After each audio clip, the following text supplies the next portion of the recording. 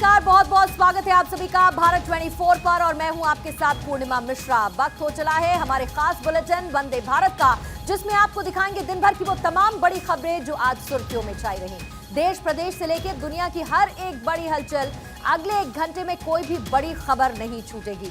मतलब ये बुलेटिन आपने देख लिया तो समझिए दिन भर की हर एक खबर से आप अपडेट हो लिए। तो चलिए बिना रुके शुरू करते हैं खबरों का सिलसिला और दिखाते हैं आपको इंडिया टू इंटरनेशनल पूरा हाल वंदे भारत।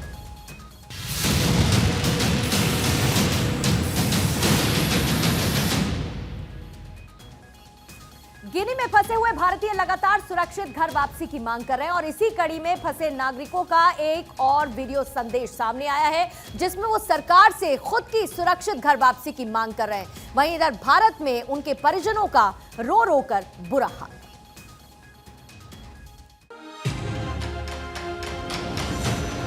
इन रोते बिलखते परिवार वालों की तस्वीरों को हम बार बार आपको दिखा रहे हैं। गिनी में फंसे भारतीय युवाओं ने एक बार फिर सरकार से सुरक्षित घर वापसी की गुहार लगाई है। गिनी में फंसे भारतीय क्रू मेंबर्स की मुश्किलें दिन ब दिन बढ़ती जा रही हैं और वो लोग लगातार अपनी वापसी की मांग कर रहे हैं। प्लीज बचा लीजिए हमें, हम लोग हाथ जोड़ रहे हैं, प्लीज बचा लीजिए। इसके बाद हम लोग को नहीं पता कि हम लोग बात कर पाएंगे नहीं कर पाएंगे, फैमिली से मिल पाएंगे कि नहीं। Please please. हल्द्वानी के जामुन के परिजनों का भी रो रो कर बुरा हाल है। गिनी में फंसे क्रू मेंबर्स भारत 24 को हर एक अपडेट देकर पीएम मोदी से रिहाई की गुहार लगा रहे हैं। भारत 24 को मिले नए वीडियो में क्रू मेंबर्स रोते नजर आ रहे हैं। साथ ही पीएम मोदी से अपनी जान की गुहार भी लगा रहे हैं। वीडियो में क्रू मेंबर्स ने कहा है कि हमको केवल नरेंद्र मोदी ही बचा सकते हैं। युवकों ने कहा है कि उनकी शिप को नाइजीरिया ने अपने कब्जे में ले लिया है और सभी को नाइजीरिया को हैंडओवर किया जा रहा है। सवाल यह है कि सुरक्षित घर वापसी होगी कैसे, क्योंकि एक और फंसे हुए क्रू मेंबर सुरक्षित घर वापसी की मांग तो कर रहे हैं, दूसरी तरफ उनका परिवार परेशान है। कानपुर में फंसे हुए क्रू मेंबर के परिजनों से तख्ती बैनर लेकर उनके सुरक्षित घर वापसी की मांग करती हुई तस्वीरें सामने आई। वहीं यूपी के कानपुर में गोविंद नगर के रहने वाले रोशन अरोड़ा सहित तमाम क्रू मेंबर्स को बचाने के लिए लोग सड़क पर उतर आए। लोगों ने तख्ती बैनर लेकर पैदल मार्च किया। सर, हमारी जो बात हुई है उनसे वो बस यही है कि गुहार कर रहा है कि बस हमको वापस बुलाओ, किसी तरीके से भी वापस बुलाओ।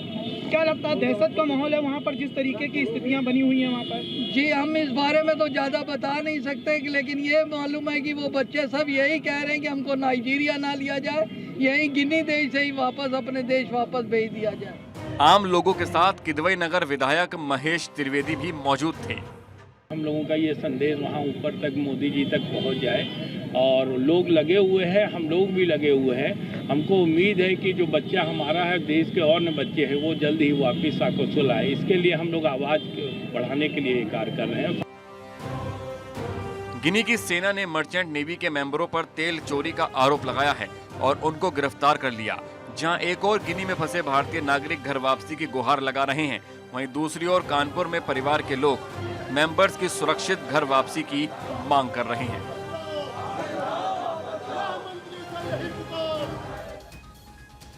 इधर मालदीव की राजधानी माले में एक बिल्डिंग में लगी हुई आग में 11 लोगों की मौत हो गई है और इन 11 लोगों में 9 भारतीय शामिल हैं। भारतीय दूतावास इस हादसे पर लगातार नजर बनाए हुए है। आशंका इस बात की है कि मरने वालों की तादाद अभी और बढ़ सकती है। मालदीव के माले शहर में एक बिल्डिंग में लगी आग में अब तक 11 लोगों की मौत हो चुकी है, जिसमें 9 भारतीय भी शामिल हैं। आग इतनी भीषण थी कि बुझाने में कई घंटे लग गए। पुलिस ने बताया कि आग लगने की सूचना के तुरंत बाद ही फायर ब्रिगेड की गाड़ियां मौके पर पहुंच गई थी। आग ग्राउंड फ्लोर पर बने गैराज में लगी थी, जिसकी लपटें पहली मंजिल तक पहुंच गईं और देखते ही देखते पूरी इमारत जलकर खाक हो गई। जानकारी के मुताबिक बिल्डिंग के फर्स्ट फ्लोर पर माइग्रेंट वर्कर्स रहते थे, जिसमें से ज्यादातर भारतीय, बांग्लादेशी और श्रीलंका के रहने वाले थे। हादसे में एक बांग्लादेशी प्रवासी की भी मौत हो चुकी है। मालदीव नेशनल डिफेंस फोर्स की फायर एंड रेस्क्यू सर्विस के मुताबिक 28 लोगों को बचाया गया है। 9 लोग अभी भी लापता हैं, लेकिन इमारत में कुल कितने लोग थे इसकी सही जानकारी किसी के पास नहीं है। इस इमारत में तीसरी बार आग लगी है। इससे पहले भी 2 महीने पहले भी यहीं पर आग लगी थी।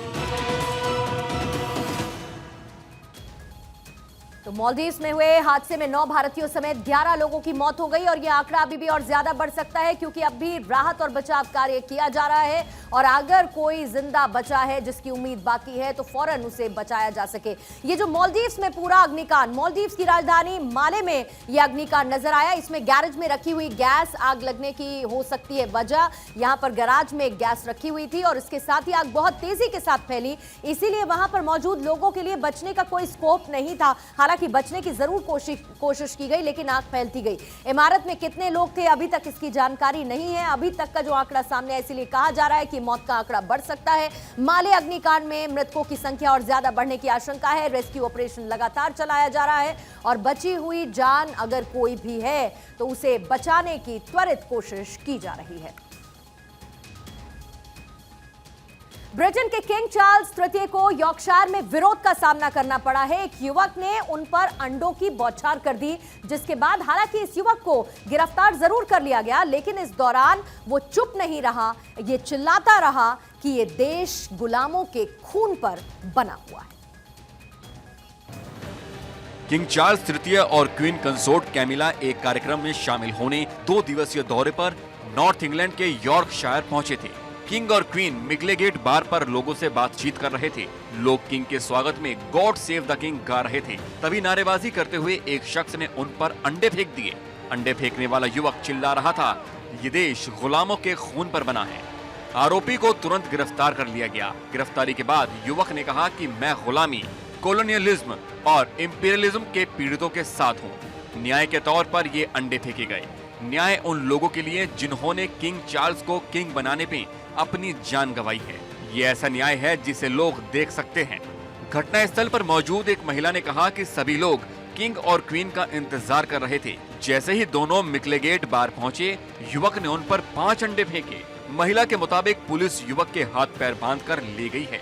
महिला ने ये भी बताया कि जिस तरफ से अंडे फेंके गए वहाँ कुछ लोग बैनर लेकर खड़े थे जिस पर लिखा था नॉट माई किंग। तो ये जो तस्वीरें अभी अभी आपने देखी, किंग चार्ल्स एक सेरेमनी में शामिल होने के लिए यॉर्कशायर पहुंचे थे और इसी दौरान दिवंगत महारानी एलिजाबेथ की स्टैचू का अनावरण उन्होंने किया जिसमें किंग पर अंडे फेंके गए। शाही परिवार हालांकि इससे पहले भी ऐसा हुआ है जब विरोध का सामना कर चुका है। ऐसा मौका कब आया उसकी डिटेल्स आपके सामने। 1986 में क्वीन एलिजाबेथ पर अंडे फेंके गए थे। ये एक विरोध का तरीका है। उस वक्त भी 1986 में ऐसे ही विरोध जताया गया था जब न्यूजीलैंड दौरे पर खुली कार में लोगों ने अंडे फेंक दिए थे अपना विरोध जताते हुए, नाराजगी जताते हुए। साल 2001 में लातविया में प्रिंस चार्ल्स को लड़की ने थप्पड़ तक मार दिया था। उसके पीछे की वजह क्या थी क्लियर नहीं, लेकिन यह भी विरोध देखने को मिला और इसी तरीके की तस्वीरें सामने आती रही जब शाही परिवार विरोध पहले झेलता रहा। इधर झारखंड की राजधानी रांची में योग गुरु रामदेव ने बच्चों के साथ योग क्लास ली और अपने साथ रामदेव को योग करते हुए देख बच्चे काफी उत्साहित नजर आए।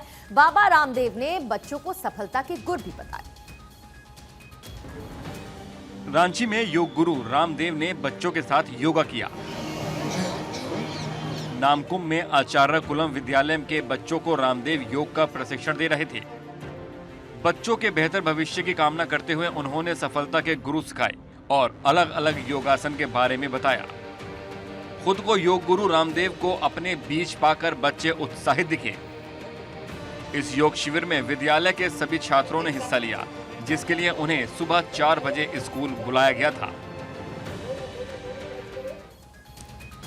अब बात करते हैं एक्ट्रेस जैकलिन फर्नांडिस की, जिनकी मुश्किलें कम होने का नाम नहीं ले रही हैं। 200 करोड़ रुपए के मनी लॉन्ड्रिंग के मामले में जैकलिन आरोपी हैं और उन पर गिरफ्तारी की तलवार भी लटकी हुई है। अब गेंद कोर्ट के पाले में है कि जैकलिन को जेल होगी या फिर बेल मिलेगी।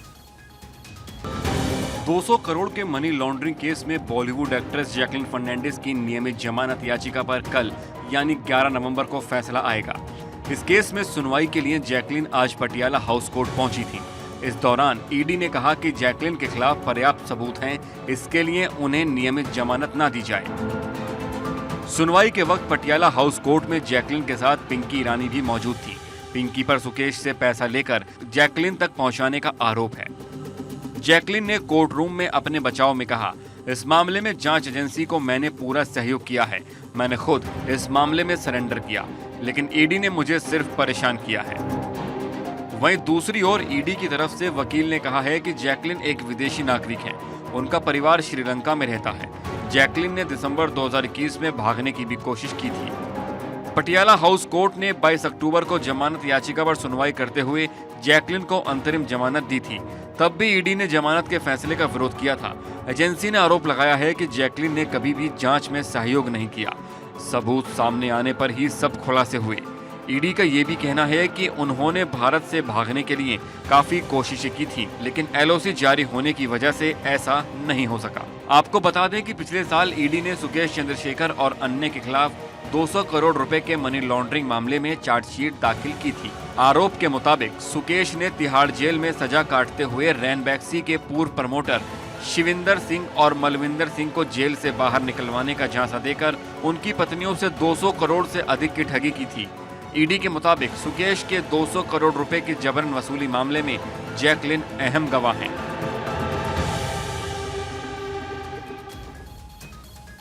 तो ईडी की तरफ से ये कार्रवाई बीते लंबे वक्त से चल रही है, इसीलिए आपको ये भी बता देते हैं कि आज सुनवाई के दौरान क्या क्या हुआ। तफसील से आइए जरा समझिए। जैकलिन ने कहा कि जांच एजेंसी को मैंने पूरा सहयोग किया है, मैंने खुद इस मामले में सरेंडर किया, लेकिन ईडी ने, एनफोर्समेंट डायरेक्टोरेट ने मुझे सिर्फ परेशान किया है। मैं अपने काम के सिलसिले में विदेश जाती रहती हूं, लेकिन मुझे विदेश जाने से रोक दिया गया। मुझे अपने परिवार वालों से भी नहीं मिलने दिया जा रहा है। अब इसका जवाब ईडी की तरफ से भी दिया गया। ईडी ने इस पर यह कहा है कि जैकलिन एक विदेशी नागरिक है, उनका परिवार श्रीलंका में रहता है। जैकलिन ने दिसंबर 2021 में भागने की कोशिश की थी। वो देश छोड़ श्रीलंका भाग सकती हैं। एजेंसी ने आरोप लगाया कि जैकलिन ने कभी भी जांच में सहयोग नहीं किया।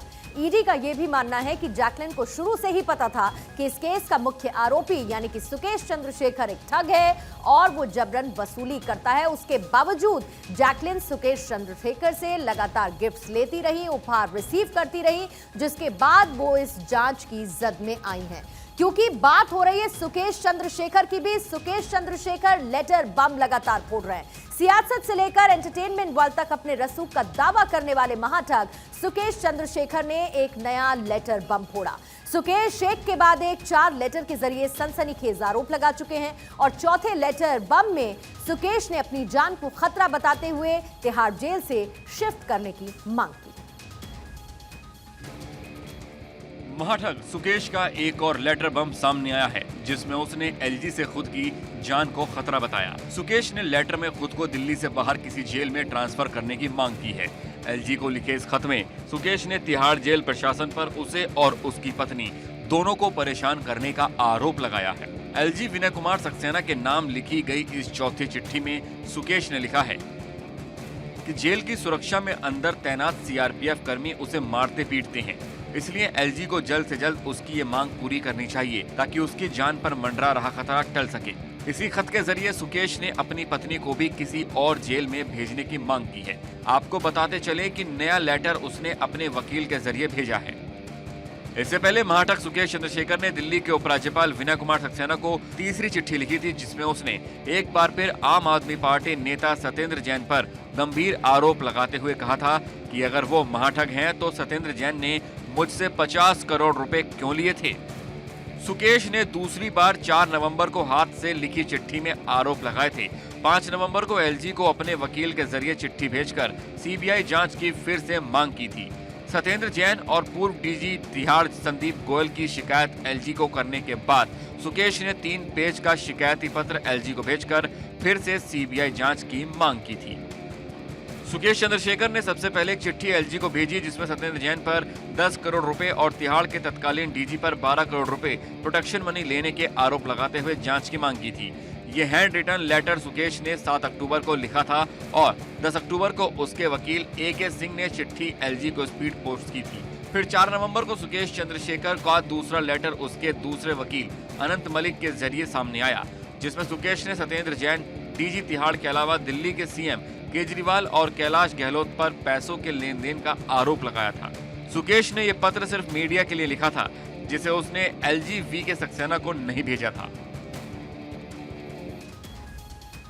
राज कुंद्रा और शिल्पा शेट्टी पर धोखाधड़ी का केस दर्ज कराने वाली अभिनेत्री शर्लिन चोपड़ा अब छेड़छाड़ का केस भी दर्ज कराने जा रही हैं। वहीं बिजनेसमैन का कहना है कि अश्लीलता फैलाने वाली शर्लिन चोपड़ा जल्द खुद ही गिरफ्तार होंगी। बिजनेसमैन राज कुंद्रा और उनकी अभिनेत्री पत्नी शिल्पा शेट्टी के खिलाफ पिछले दिनों कई गंभीर आरोप लगते हुए धोखाधड़ी का केस दर्ज कराने वाली शर्लिन चोपड़ा अब फिर से सुर्खियों में है।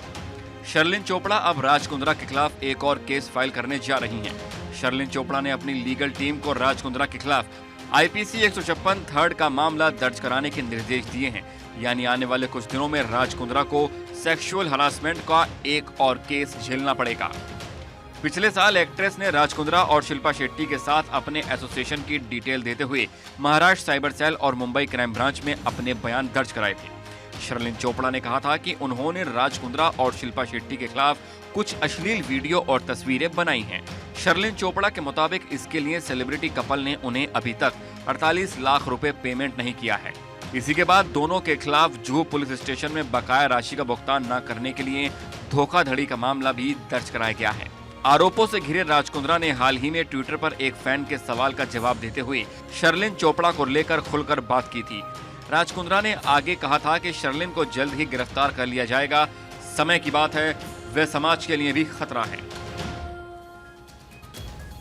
तो एक तरफ शर्लिन चोपड़ा राज कुंद्रा पर केस दर्ज कराने की तैयारी में है, तो दूसरी तरफ उन पर ही केस फाइल हुआ है। शर्लिन के खिलाफ राखी सावंत ने एफआईआर दर्ज करवाई है। राखी ने आरोप लगाया कि सोशल मीडिया पर शर्लिन चोपड़ा ने उन्हें गाली दी। अभिनेत्री शर्लिन चोपड़ा के खिलाफ मुंबई के ओशिवारा पुलिस स्टेशन में एफआईआर दर्ज हुई है। शर्लिन पर यह एफआईआर अभिनेत्री राखी सावंत ने कराई है। राखी सावंत ने आरोप लगाया है कि शर्लिन चोपड़ा ने 6 नवंबर को यूट्यूब और इंस्टाग्राम पर एक वीडियो अपलोड किया था, जिसमें शर्लिन ने उनके खिलाफ आपत्तिजनक टिप्पणी करते हुए गालियां दी थी। शिकायत के बाद ओशिवारा पुलिस ने आईपीसी की धारा 500, 504, 506 और 509 के तहत केस दर्ज कर लिया है और जांच शुरू कर दी है। राखी सावंत के आरोप अगर सही पाए गए तो शर्लिन चोपड़ा की मुश्किलें बढ़ सकती हैं। बात एमसीडी चुनाव की, क्योंकि आज बीतते वक्त के साथ एमसीडी चुनाव की जंग और ज्यादा तेज होती जा रही है। यानी कि बीजेपी और आम आदमी पार्टी दोनों ही पूरी तैयारी के साथ चुनावी मैदान में है। दिल्ली बीजेपी प्रदेश अध्यक्ष आदेश गुप्ता और सांसद मनोज तिवारी ने एमसीडी चुनाव के लिए घोषणा पत्र जारी कर दिया। आज हमारे पूर्व अध्यक्ष और सांसद श्री मनोज तिवारी जी के साथ और हमारे इलेक्शन मैनेजमेंट कमेटी के संयोजक श्री आशीष सूद जी के साथ हम लोग एक भारतीय जनता पार्टी का संकल्प शपथ पत्र के साथ ये हमने जारी किया है। हम लोग एक ऐसा प्रपत्र लेके आपके सामने बैठे हैं जो भारतीय जनता पार्टी का संकल्प था। भारतीय जनता पार्टी संकल्प लेती है और संकल्प कैसे पूरा किया जाता है इसके उदाहरण के साथ लोगों के समक्ष बैठती है। बीजेपी के इस वचन पत्र में दिल्ली के लोगों के लिए कई बड़े ऐलान किए गए हैं और ऐसे मुद्दे शामिल हैं जो लोगों की जरूरत से जुड़ी हुई हैं। वचन पत्र में बीजेपी ने कहा है कि दिल्ली के लोगों को साफ पानी देना हमारी प्राथमिकता है। बीजेपी ने कहा है कि हर घर को नल से पानी देंगे। साथ ही बीजेपी ने अपने वचन पत्र में हर झुग्गी वालों को घर देने का वायदा किया है। वचन पत्र जारी करने के मौके पर दिल्ली बीजेपी के प्रदेश अध्यक्ष आदेश गुप्ता ने कहा, हर घर को नल से जल मिले, ऐसी अरविंद केजरीवाल की रुचि नहीं है, क्योंकि उनकी टैंकर माफिया से साठगांठ है। और 2016 के अंदर विधानसभा के अंदर वो ग्रीन बजट पेश करते हैं, बोले कि 26 हम मेजर्स बड़े रिफॉर्म लाएंगे, लास्ट माइल कनेक्टिविटी करेंगे, स्मोक टावर लगाएंगे, इलेक्ट्रिकल व्हीकल्स को प्रमोट करेंगे और दिल्ली के प्रदूषण को समाप्त करके दिल्ली में स्वच्छ हवा करेंगे। और दिल्ली सरकार आज तक वो वादे अपने पूरा नहीं कर पाए। वहीं इस दौरान मनोज तिवारी ने दिल्ली की केजरीवाल सरकार पर जमकर निशाना साधा। उन्होंने कहा कि आम आदमी पार्टी ने 2015 में 10 गारंटी दी थी, जिसमें सरकार ने 11,000 बसों को लाने की बात कही थी, लेकिन आज वो गायब हैं। बता दें कि दिल्ली में एमसीडी चुनाव 4 दिसंबर को होंगे और इसकी मतगणना 7 दिसंबर को होगी। और आइए अब बात कर लेते हैं चुनावी बिसात की, क्योंकि गुजरात चुनाव के लिए बीजेपी ने उम्मीदवारों की अपनी पहली सूची जारी कर दी। खास बात यह है कि इस लिस्ट में 14 महिलाएं प्रत्याशी हैं। वहीं बीजेपी की इस लिस्ट में कई लोगों का नाम भी काटा गया है।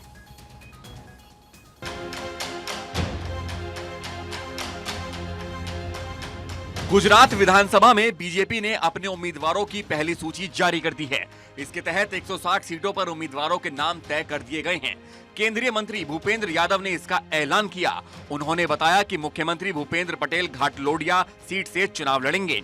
वहीं क्रिकेटर रविंद्र जडेजा की पत्नी रिवाबा को भी टिकट दिया गया है। इनके अलावा मांडवी से अनिरुद्ध भाई, अंजार से तिरकम भाई, गांधीधाम से मालतीबेन, मोरबी से कांतिलाल और कालवाड़ से वेगजी भाई को टिकट दिया गया है। क्रिकेटर रविंद्र जडेजा की पत्नी रिवाबा को जामनगर नॉर्थ से चुनावी मैदान में उतारा गया है। वहीं जामनगर ग्रामीण से राघव जी, महुआ से शिवा भाई और जैतपुर से जयेश भाई ताल ठोकेंगे। आपको ये भी बता दें कि गुजरात बीजेपी के कई नेताओं ने चुनाव नहीं लड़ने का ऐलान किया है। इनमें नितिन पटेल, विजय रूपाणी, सरकार के मंत्रिमंडल में शिक्षा और राजस्व मंत्री रहे भूपेंद्र सिंह चुडासमा, गृह राज्य मंत्री प्रदीप सिंह जडेजा, ऊर्जा मंत्री सौरभ पटेल शामिल हैं। वहीं भावनगर से विधायक और रूपाणी सरकार में मंत्री नहीं विभावरी बेन दवे, मंत्री कौशिक पटेल, वल्लभ काकड़िया और योगेश पटेल ने भी चुनाव नहीं लड़ने का ऐलान किया है। बीजेपी की इस लिस्ट में 14 महिला प्रत्याशी हैं।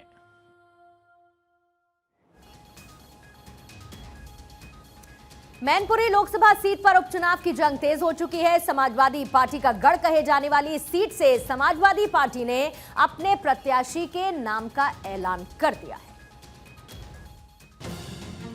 यूपी के मैनपुरी लोकसभा सीट पर हो रहे उपचुनाव के लिए समाजवादी पार्टी ने अपने प्रत्याशी का ऐलान कर दिया। मुलायम सिंह यादव की विरासत को अब अखिलेश यादव की पत्नी डिंपल यादव संभालेंगी, यानी पूर्व सांसद डिंपल यादव अब मैनपुरी सीट से चुनाव लड़ेंगी।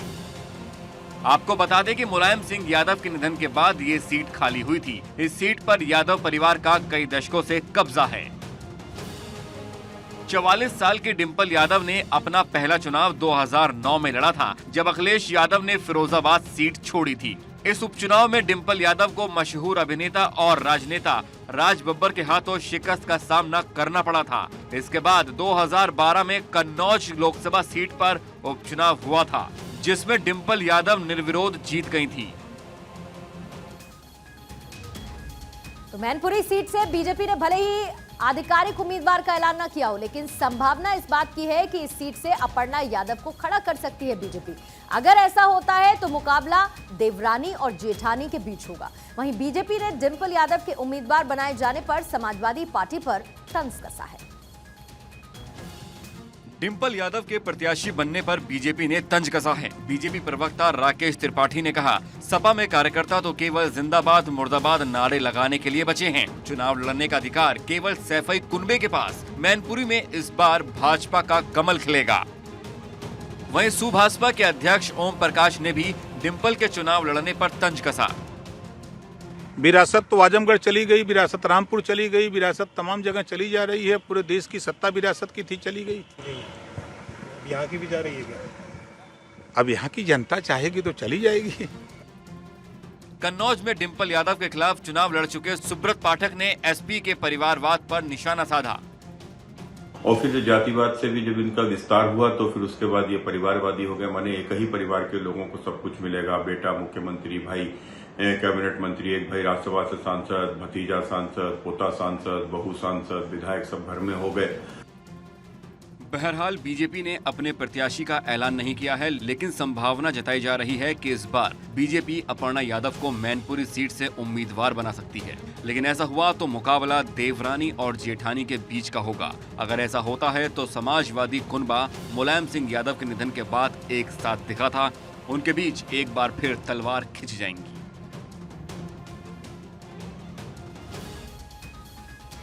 तो मैनपुरी सीट यादव परिवार का गढ़ कहा जाता रहा है, यानी कि अगर इसको सिंपल सी एक लाइन में कहा जाए तो मैनपुरी मतलब यादव परिवार। 1996 में यहां से मुलायम सिंह यादव जीते। ये सिलसिला किस तरीके से चलता रहा यादव परिवार के लिए, 1998, 1999 में बलराम यादव ने इस सीट से जीत दर्ज की। 2004 से मुलायम सिंह यादव एक बार फिर से 2004 में यहां पर जीते, यानी कि मैनपुरी में वो दबदबा नजर आया। हालांकि सीएम बनने के बाद उन्होंने ये सीट छोड़ दी, लेकिन उसके बाद क्या हुआ? यहां उपचुनाव में धर्मेंद्र यादव जीते, इसीलिए कहा जाता है यादव परिवार मैनपुरी का सीधा सीधा मतलब। साल 2009 में मुलायम सिंह यादव यहां से फिर जीतते हैं, उनका दबदबा लगातार कायम रहता है। 2014 में मुलायम सिंह यादव ने 2 जगहों से चुनाव लड़ा था।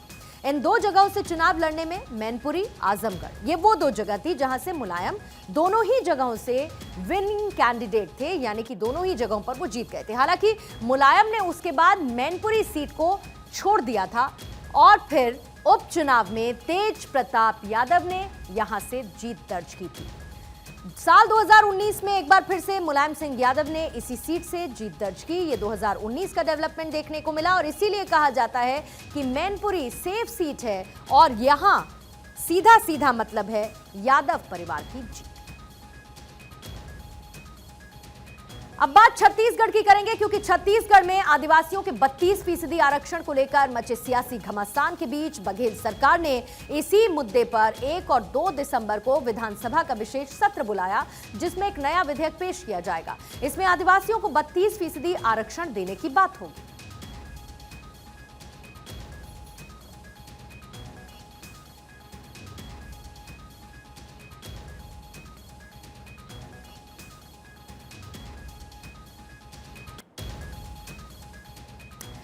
तो इसे लेकर एक विशेष सत्र बुला लिया गया है। अब इसकी थोड़ी तफसील से आपको जानकारी दे देते हैं, क्योंकि हाई कोर्ट के आदेश के बाद आरक्षण में कटौती के बाद प्रदेश यानी कि छत्तीसगढ़ में सियासी सरगर्मी बढ़ी और सरकार ने उन राज्यों में अधिकारियों को अध्ययन करने के लिए भेजने का फैसला किया जहां पर आरक्षण का प्रतिशत 50 से ज्यादा है।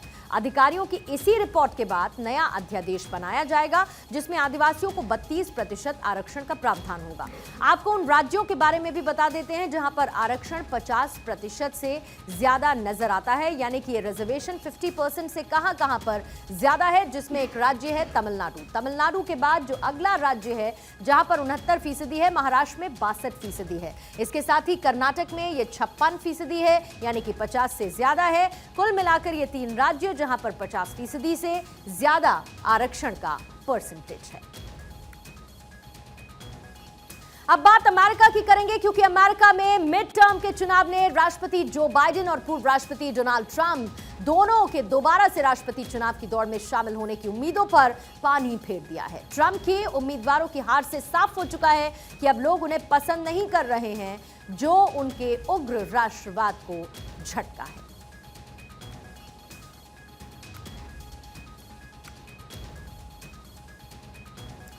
हाउस ऑफ रिप्रेजेंटेटिव्स के लिए रिकॉर्ड 5 सांसदों समेत विधानसभाओं के लिए 10 भारतवंशियों की जीत हुई है। जानकारों के मुताबिक नतीजे ट्रंप और उनकी राजनीति के लिए अनुकूल नहीं है। बाइडेन का एजेंडा भी अब अधर में लटक सकता है, क्योंकि उनकी पार्टी ने अपनी जो पारंपरिक सीटें थी वो भी गंवा दी हैं और इसीलिए डोनाल्ड ट्रंप को यह बड़ा झटका लगा है। बाइडेन ट्रंप दोनों का जादू खत्म है क्या? क्योंकि सीनेट के लिए बाइडेन ट्रंप दोनों की पार्टी को बहुमत नहीं मिला।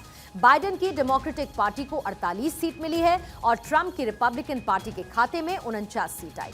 बहुमत के लिए 50 सीटें अनिवार्य होती हैं। हाउस ऑफ रिप्रेजेंटेटिव के लिए भी दोनों पार्टियों को बहुमत नहीं है। रिपब्लिकन पार्टी 202 सीटों पर आगे है, तो डेमोक्रेटिक पार्टी 186 सीटों पर जीत चुकी है। हाउस ऑफ रिप्रेजेंटेटिव के लिए जो बहुमत का आंकड़ा है वो 218 का है। इधर केंद्र सरकार जल्द ही सॉवरेन ग्रीन बॉन्ड जारी कर सकती है, जिसकी रूपरेखा वित्त मंत्रालय ने तैयार कर ली है। सरकार इसे चालू वित्त वर्ष 22-23 की दूसरी छमाही यानी कि अक्टूबर से मार्च के बीच जारी कर सकती है। इसके तहत 16,000 करोड़ रुपए जुटाए जा सकते हैं। ये दूसरी छमाही के लिए उधारी कार्यक्रम का एक हिस्सा है। इसकी घोषणा इस साल के बजट में की गई थी।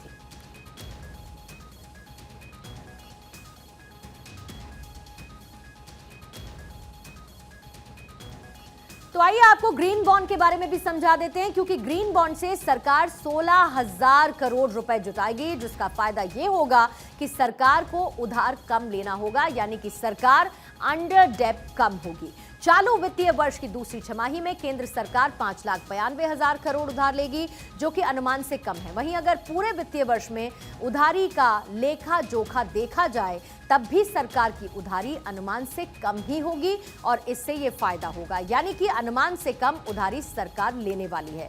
क्या कुछ होने वाला है देखिए, बजट में 14,31,000 करोड़ की उधारी का अनुमान लगाया गया था कि इतना उधार अंडर डेप रहेगी सरकार। केंद्र सरकार ने क्या किया, 14 करोड़ 21 लाख उधारी लेने का फैसला किया।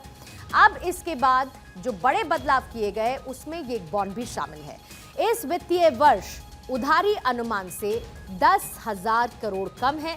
जाहिर है कि ये सरकार का एक तरीके का अचीवमेंट है जिससे सरकार के ऊपर कम बोझ होगा।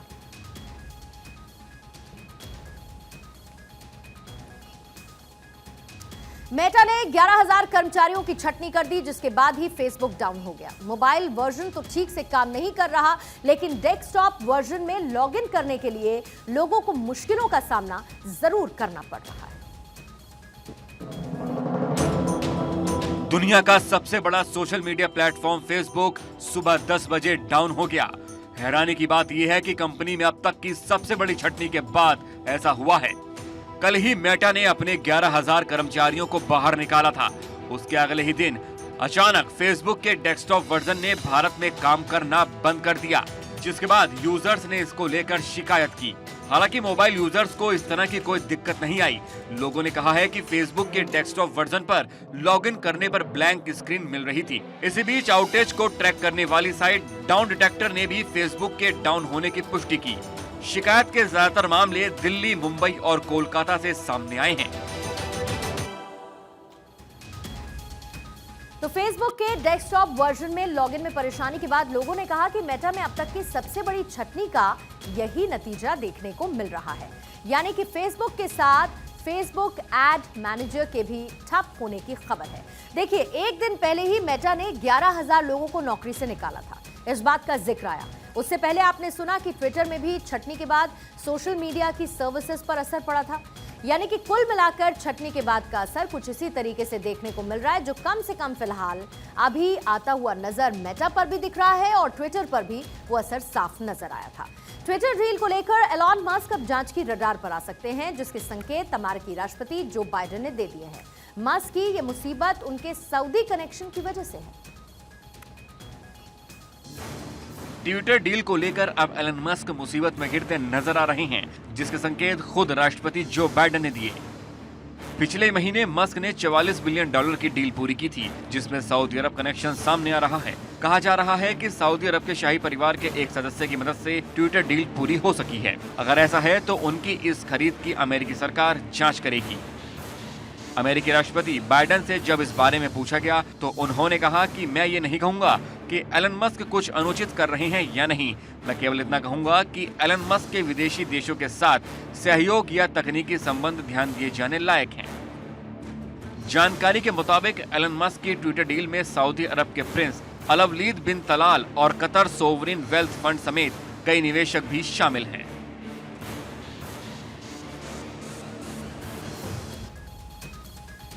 और आइए अब बात खेल की करते हैं, जिसने आज लाखों करोड़ों दिल को तोड़ दिया है। एडिलेड में खेले गए T20 वर्ल्ड कप के दूसरे सेमीफाइनल में टीम इंडिया को इंग्लैंड के हाथों 10 विकेट से करारी हार का सामना करना पड़ा। इसके साथ ही उसका फाइनल में पहुंचकर पाकिस्तान को मात देने और दूसरी बार T20 वर्ल्ड कप अपने नाम करने का सपना भी चकनाचूर हुआ।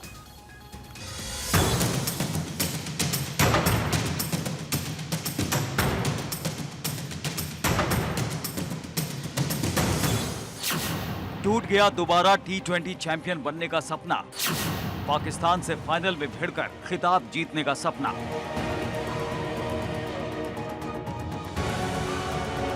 टीम इंडिया को T20 वर्ल्ड कप के फाइनल में पाकिस्तान से भिड़ने के लिए बस एक बाधा पार करनी थी और वो बाधा थी इंग्लैंड की, जो अपने ग्रुप में दूसरे नंबर पर रहते हुए सेमीफाइनल में पहुंचा था।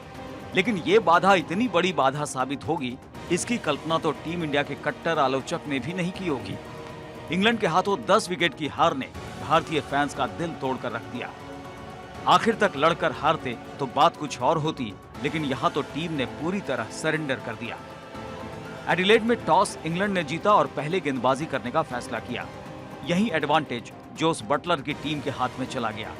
लेकिन भारत की बुनियाद खराब कर दी केएल राहुल ने, जो 5 रन पर ही आउट हो गए। कप्तान रोहित शर्मा भी खुलकर नहीं खेल पाए और 27 रन पर अपना विकेट थमाकर चलते बने। 100 से नीचे की उनकी स्ट्राइक रेट ने भारत के रन रेट पर भी अंकुश लगाए रखा। उनके बाद आए सूर्य कुमार से विस्फोटक पारी की उम्मीद थी, लेकिन वो भी 2 बड़े शॉट खेलकर आउट हो गए और भारत मुश्किल में घिरता दिखा। हालांकि एक छोर पर कोहली जमे रहे और हार्दिक पांड्या के साथ मिलकर उन्होंने पारी को आगे बढ़ाना जारी रखा। दोनों के बीच चौथे विकेट के लिए 61 रन की साझेदारी हुई, जिसने भारत को सम्मानजनक स्कोर तक पहुंचाया। कोहली ने 50 रन बनाए। उनके आउट होने के बाद भी पांड्या का प्रहार होता रहा और उनकी पारी की बदौलत भारत 168 रन तक पहुंचने में कामयाब रहा। पांड्या 33 गेंदों पर 63 रन बनाकर पारी की आखिरी गेंद पर आउट हुए। और इसी खबर के साथ वंदे भारत में फिलहाल इतना ही।